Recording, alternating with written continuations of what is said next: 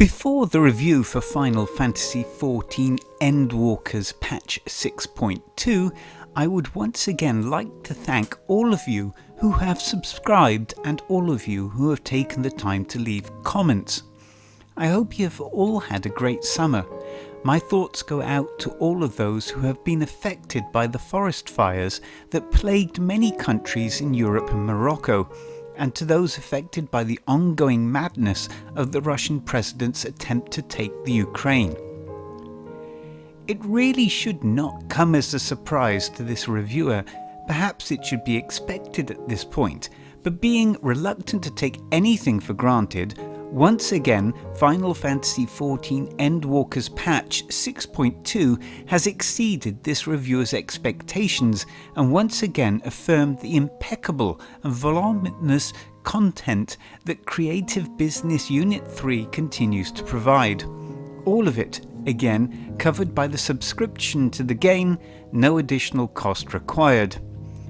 In actuality, Patch 6.2 has so much content that it is being released in two parts, Patch 6.2, which is covered here, and Patch 6.25 arriving soon. The continuation of the main storyline involving Azdaja, the great dragon that governs the city-state of Radzat Han, on his quest to find his lost sister in the dark and brooding void of the world of the 13th. The quest will see players embark on a spectacular journey into the deliciously gothic 13th world, battle through an extremely impressive new dungeon, and have the delight in being introduced to a new character named Zero. Zero is a definite highlight here, and it seems that they may be an ongoing addition to the well-known cast of characters we are already familiar with. The 8-man raid series of Pandemonium continues, with the player's character delving deeper and further into the Pandemonium complex. 4 new raids and 4 savage versions of the same raids to come. The raids offer weekly collectible tokens to acquire new gear with some really cool special effects. Pandemonium concludes its storyline where players will amusingly and awkwardly have to work with a certain La Habrea. Tataru's business concerns continue. Players will have had to, however, unlock the Shadow of Mach Alliance raid that were introduced in Heavensward, comprising of the Void Ark, the Weeping City of Mach, and Dun Scaith. This time around, in helping Tataru's business concerns, our characters will once again become entangled with sky pirates and a certain enigmatic feline.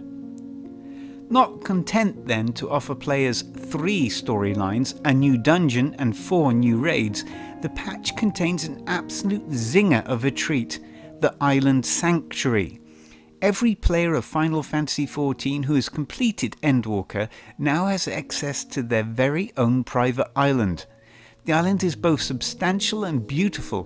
Players can take their time in collecting resources to build buildings, grow crops, collect animals, and earn separate island currencies with which to buy a range of new items, including mounts, minions, clothes, etc.